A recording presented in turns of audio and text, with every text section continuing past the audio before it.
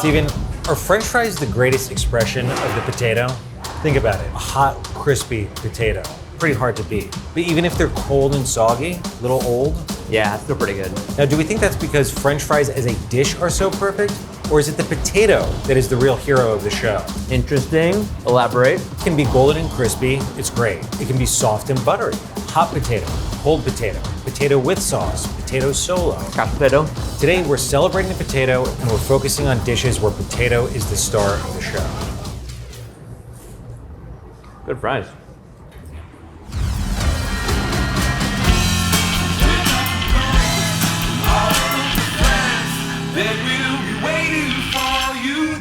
So, we're visiting 4 restaurants, making awesome potatoes, trying them from the least expensive to the most. If you get nothing else from this video, I want you to take this with you, okay? When others potato, you potato. I don't get it. What?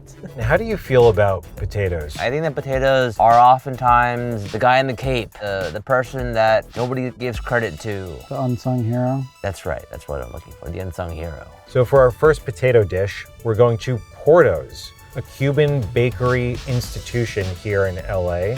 And we're gonna be chatting with sisters Betty and Margaret about their potato balls. These are meat-filled, deep-fried mashed potato balls. And if you're a longtime viewer of ours, you'll remember that we previously did a video with Porto's, also chatting with Betty and Margaret about their lovely cakes. Now we're also gonna be chatting with Diego, Margaret's son, who's now part of the family business. Oh, the desserts. When my eyes see those desserts, I will be crying.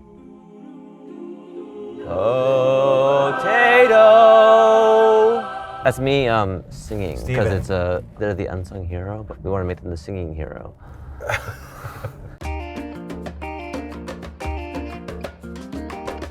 It's so great to see y'all again. Yes, Yeah. great to see you guys. We're coming back, what is this, 7 years later? Something like that? Something like that, yeah. You guys are lucky you were able to keep the same team together. That's great. It wasn't easy, I'll tell you that. Viewers who are joining us for the first time, could you just give us the short version of the Porto's story? It's a very typical immigrant story where we had a hard time living in communist Cuba. My mother started making cakes at home out of necessity. She always knew how to make cakes. She was self-taught. But then the neighbors and friends and family started saying, hey, you gotta do something with this because you gotta make a living. And so she started making cakes at home for 8 years, Wow. doing something that was illegal. But then when we got here, she said, oh my God, everything is at your fingertips. You can go to any market, get whatever you want. So then she decided that's what she wanted to do, and she stuck to her guns. And now you guys are a big family enterprise, right? When we came from Cuba, typical immigrants, right? She was working really hard and she wanted Margaret and me to become lawyers and doctors and all this stuff. That was the plan. We all finished universities and then we said, oh, we have a gold mine here. Where are we going to look for jobs somewhere else? So we stayed behind. So when the grandchildren comes around, things have changed. She can see now that this is a business that can grow, and she would tell the grandchildren, when are you coming to work for the bakery? The change, complete change, turnaround. You know, potato balls are ubiquitous with our family experience in the bakery, right? I mean, there's no Porto's without the potato ball. I think of all the great stuff we make, it's our longest standing one and our most popular item. And we're looking forward to serving it for years to come for all of our guests. So is the recipe for the potato ball the same as it was from your mother? Yes. I mean, it's as simple as you can go. Who doesn't like potatoes and meat? Because Spanish is papa rellenas, which means stuffed potato. The filling for the potato ball is picadillo, which is like a Cuban seasoned ground beef. It's even sofrito, which is like Sofrito, onions, bell peppers, garlic, tomatoes. Olives. Oh, there are olives in there. Yep. And the picadillo my grandma would make for us all the time when we were kids, right? And all the grandkids, all 7 of us would have dinner every single night after school at home. And the picadillo would be, you know, one of our featured dishes at least once or twice a week. So when I think of picadillo, I think of family, I think of my grandparents, and you know, that means the world to me. I think we do like 2 million a month of the potato balls. You sell 2 million potato balls. A month, yes. When we started doing them, we were 5 women making potato balls, sitting around a table. Hurry up, I'm tired. 3,000 of little tiny little things, or 4,000 by hand, sleeping on the table, falling asleep. 3 days out of the week doing just that for the weekend to be able to sell what we did. We got more and more people coming into the kitchen, and I did more tours of young people. Yeah. Their thing always was, oh my God, the potato bowl reminds me of something that my grandmother used to make for me in the kitchen. Wow. So it has this nostalgia, and people say it tastes like family. And it's also, I think, the love that my mom put into her recipe, which we still follow. Yeah. People can taste our love in that potato ball. They can taste the recipe, the work. So that's the key at the end of the day. They had a chance to call it potatoes balls, right? Yeah, why didn't they call it Potatoes balls. Potato balls. Hey, you can have that one. Yeah, that's free. Select your ball, Steven. Cheers. It's so good. That savory, spiced meat sauce in a potato sphere. I'm surprised at how wet it is inside. Mm-hmm. It reminds me of a bread bowl. Yeah. It's a handheld bread bowl. Bread bowl. Bread bowl. Not a bread bread ball. Potato episode. What do you think about the potato? So the potato, one might think it's really there just to hold the meat in, but I don't think so. I think the potato, that's the main thing you're eating when you eat a potato. That's the main character? The picadillo is there just to be the condiment for the potato. Dang. The potato is what you're there for. That is a controversial statement. Maybe. You also have the spicy pepper and cheese one. Later on, we brought it because people would say, but I can't eat meat. Gotcha. So that's the classic vegetarian option. Yeah. It's a potato ball made with a blend of a few different cheeses, including Parmesan, ricotta, Asiago, and some peppers, poblano, serrano, and red and yellow. So there's a little kick. You know, Cubans don't eat a lot of spicy, so it has to be a very minimal kick or else it would not really belong on our menu very well. Cheers. Oh. No, that is amazing. It's literally handheld queso. Yeah. That's why I love it so much. The potato is the hero that allows you to eat handheld queso. I like how this is bursting with cheese. A little crevice. Yeah. Oh, you know what's in there.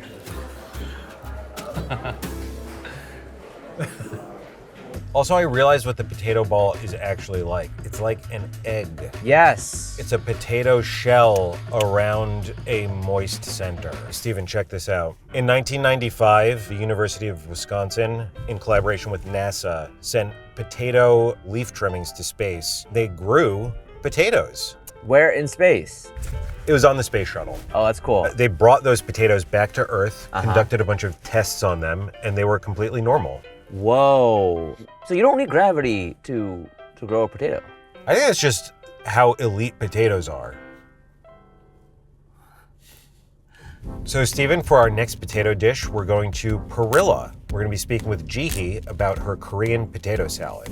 One of the best Korean side dishes. I've eaten so much of it waiting for my Korean barbecue to come out. Perilla primarily serves Korean banchan, the side dishes, to go. The potato salad is one of those. You can also have the potato salad as part of a doshirak, or a Korean lunch set. So Perilla is focused on banchan, which is Korean side dishes. You can pick something spicy, something pickly, something green. A lot of them are vegetable, seasonal, and we try to source local ingredient. Example right now, it's a fermented cucumber with persimmon right now, but the fruit change depends on the seasonal. We also have a lunch item like doshirak, which is a Korean version of bento box. In Korea, like when we go to school, it's like stuff that mom pack it for you. We have two different kind. One chicken doshirak, the other one's kat. Potato salad is an iconic banchan in Korean culture. Yes. Can you tell us about how it's usually served in Korean cuisine? It's not very exciting, but it's always there. You know, when you go to like a Korean barbecue or it's there. It's always there, but if you don't see it, then you kind of miss it. But then when you see it, it's like not too excited, get excited about, I guess. Yes. Yeah. Tell us about your potato salad. So we peel potato and we boil it in the salted water. We also cook a boiled egg.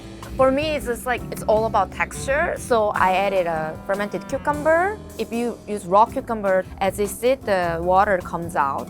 You know, the taste might change later. Apple, I think most of Korean potato salad has apple in it. We like to use fruit instead of sugar. When potatoes cool down, we push the potato through the rack, so it's like a mashed. I wanna add a lot of texture, so fine chop of red onion soaked in rice vinegar, and then mix with all the chopped apple, cucumber, kewpie mayo, and salt. That's pretty much it.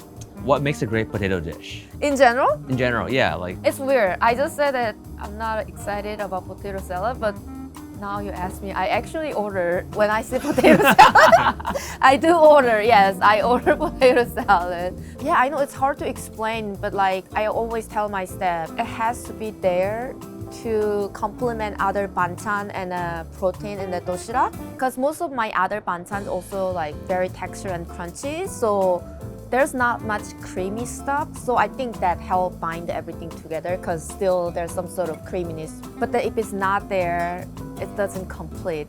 I don't know if that makes sense. No, it does. It definitely does. I like how she said that she doesn't like potato salad that much. How could you not like potato? I'm actually passionate about potato salad. It's nice and thick. Cheers, Steven. Cheers. That's so good. Wow. Wow, wow, wow, wow, wow, wow, wow, wow, wow, wow. Very malleable, but it also sticks together. Look at that. Look at that. It's good potato salad. I'm not used to apple and potato salad, but it's quite good. It's crunchy, it's sweet. Potato and apple, does that go together? I think kind of everything goes with potato. The potato is not the star of this dish, but it has to be there. The star is, say it on 3. I can see the panic in your eyes. All right, I got it. 3, 2, 1. Potato. Mayo. Sorry. We just crushed this potato salad, but there's no way that we're not gonna have a doshirak. Oh, cod. So you have some collard green kimchi, some pickled vegetables, the rolled egg, and broccolini. And of course, potato salad in the corner. Oh my goodness. Cheers. So soft. Whoa. It's like savory fish butter. How did you get it to be this soft? It's barely cooked in the oven, and then it's blow-torched to get the extra texture and umami on top.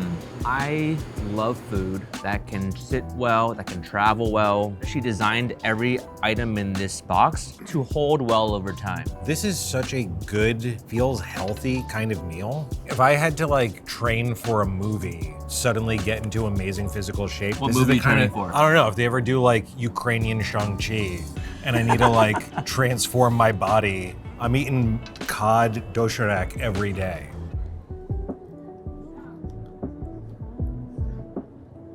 This is really good. Yeah. That was a great potato salad. It was incredible. Very simple, but each element perfect. Seemingly simple though, right? Because there was a lot of stuff in there. Is it simple or is it not simple? We have Seemingly to simple. we have to agree on one. Okay. No, it's. I think it's. So I have an extra fact for you. Another one. Potatoes are not indigenous to Europe. They actually came from what is modern day Peru. Yeah. So our next restaurant is a Peruvian bistro called Qusqo. And we're gonna be speaking with Lucy about their Lomo Saltado, as well as a couple other potato dishes. Oh, isn't it like basically French fries, but also with toppings? Like kind of poutine-esque? I mean, I'm not crazy about poutine. Whoa. But this sounds awesome.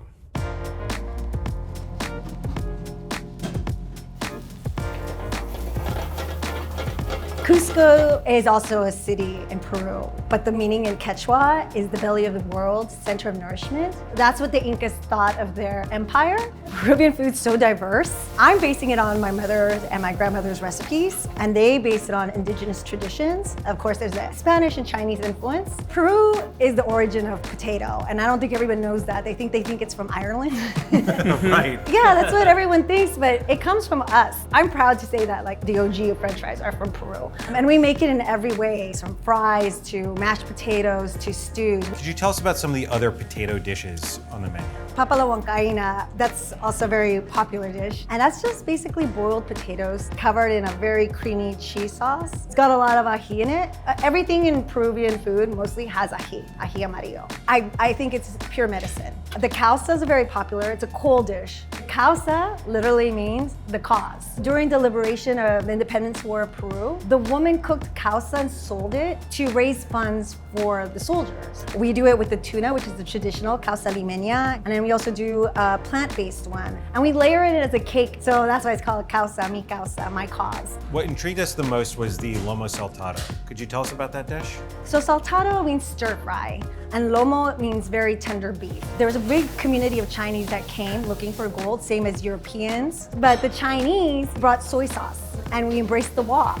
But we put tomato and onion in everything. So of course we had to blend the tomato, onion, steak with the soy sauce, but all the Peruvian herbs and chilies. It's all tossed together and then we pour it over the fries. It's the sauce that makes it so delicious. All the time I hear people say like, oh yeah, it's just steak and soy sauce. I'm like, no. It's the combination, that's what makes it so delicious. We eat rice and potato at every meal traditionally in Peru. And then the bonuses are green sauce. It has so much flavor, and I believe you can put that on anything. You'll see at every table in every house in Peru, the ají verde. Steven, got some chicha, a health elixir for our youth. I need this one. Longtime viewers will know. Oh, it's like a punch almost. That's exactly what it's like. This is healthy? Yeah, tastes like fruit punch. Nice, nice, nice, nice, nice. Cheers, Steven. Cheers. Oh yeah. Spicy. It's spicy, It is but spicy. good. If this was a punch, that was a kick. I knew it was coming. I love stabbable foods. It's almost like I'm making my own kebab as I eat the plate. Oh, it is very kebab-like. Piece of onion, piece of meat, a piece of potato. This is so much better than poutine, it's not even fair. Throwing Canadians under the bus. I'm sorry, It's but out there. I have to draw the comparison because poutine is fries covered in sauce, typically meat-based. Why isn't there an Olympics of food? The Potato Olympics. Potato Olympics. Right now, Peru and China Oh, in the lead. Potato Olympics. I just said that. Yeah, but you have to spell it out. Potato Olympics. Ah. We have a plate of fries with a side of rice. Dude, I am so happy there's Chinese people in Peru. Really is about the sauce. Yeah. The sauce is what kind of turned it into a totally different dish. It really brought it all together. Oh, we have sangria. First, we drink the elixir of life, and now we drink the elixir of You can say it. Death. friendship. Cheers. All right, Steven, we're on our way to eat our final potato dish. We're going to Agnes Restaurant and Cheesery in Pasadena. We're chatting with husband and wife owners, Vanessa and Thomas. We're eating their loaded potato dumplings. This potato dish comes in at $26, but potato is the star of the dish. It's not just expensive things on potato. Is it gnocchi? It's essentially gnocchi, yes. You know, like a loaded baked potato? Oh yeah, when you get the works, which toppings do you want? You say all of them. Load it up. Load it up. You know the cheese is gonna be good because we're going to a cheesery, a place of many cheeses. Now, what kind of restaurant is Agnes Restaurant and Cheesery? Well, it's a restaurant and a cheese shop, so we do approachable comfort food that we both grew up eating with like an elevated twist on it. You get to buy cheese, have a glass of wine, cheese board, that experience, or you get to sit down, have dinner, have brunch. Anytime we're playing around with new recipes, we start with the cheese, we go and see if we can incorporate cheese into it, and then we find the best way to cook it, our favorite way to cook it. You know, Vanessa's a chef as well that's gone into cheese, and that's where we get to really work on the menu together, and that's really fun. I get to play chef, but I don't actually have to sweat and be like, ooh, let me think about that dish, but you make it now.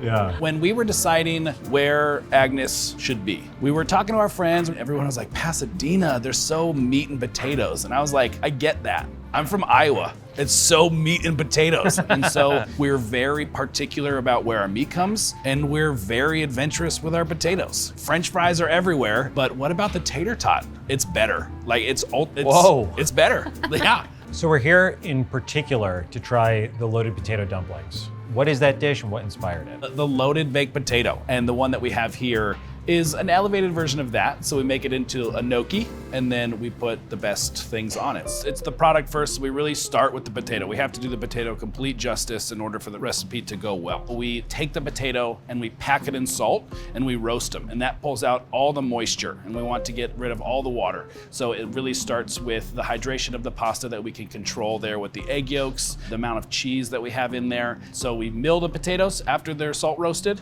and then we fold in a little bit of flour, a really really awesome Briar Rose Fromage Blanc. Briar Rose from Dundee, Oregon. That's their freshest cheese. It's nice and fluffy, it's sweet, and it tastes like fresh milk. It has like a ricotta texture, you know, which you usually put into a dumpling, like a gnocchi style. A little bit of egg, and then we go from there. We always wanted to do pasta here, so Vanessa and I met at an Italian restaurant. We literally fell in love over bowls of pasta at work. She was my boss, and so, we always wanted to have pasta on the menu. These are all rolled by Yeah, hand. hand rolled, hand Not cut. extruded. Yeah. And then cut it with a bench scraper, which makes like the little pillows. They're like little fluffy clouds. After that, we cook it like pasta. A little water, a little butter, cook broccoli in that same sauce. We boil them until they float.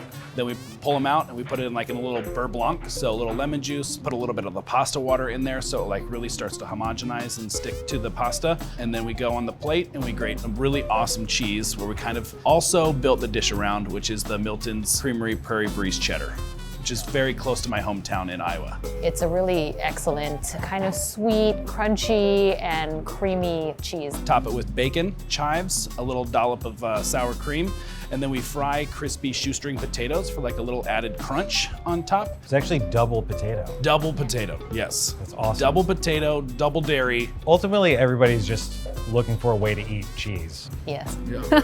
New ways. What else can I put That's cheese what on? I'm here for. Yeah.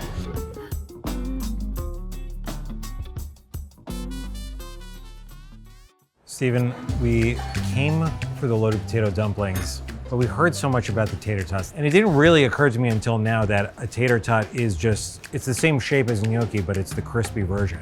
Going for some special sauce. Cheers. Cheers, Stephen. Oh, Hell yeah. That is an extra crispy tater tot. There's crispy, but then there's like, the crisp is crispy. You know what I mean? But it's still fluffy inside. It's great. Okay. All right. We're not here for All right, this. enough tater tots. Just 2 or 3 more tater tots. We'll be ready to go. We had our potato appetizer, now it's time for the potato That's main right. event.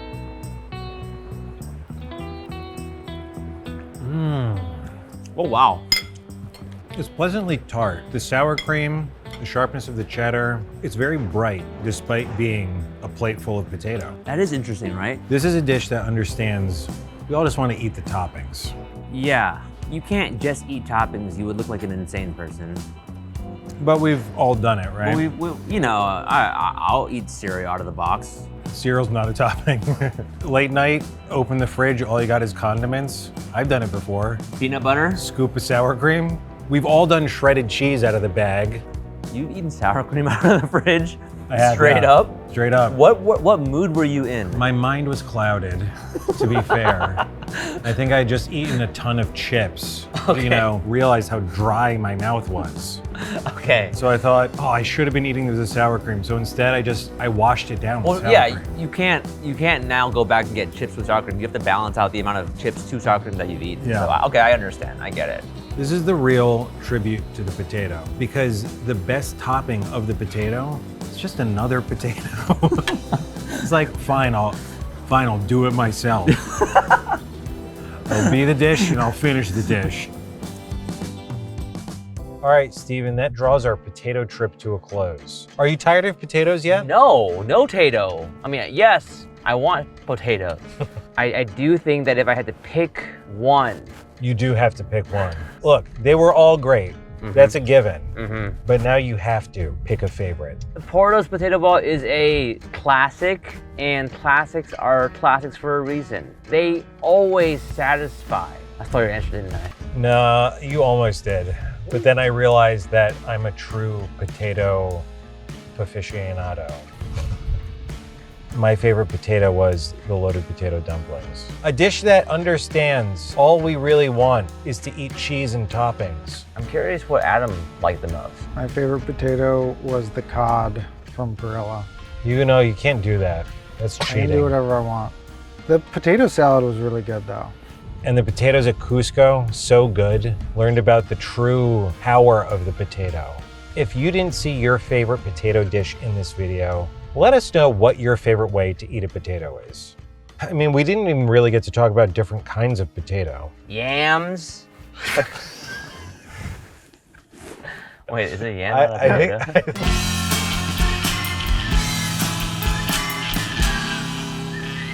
Find us on YouTuber.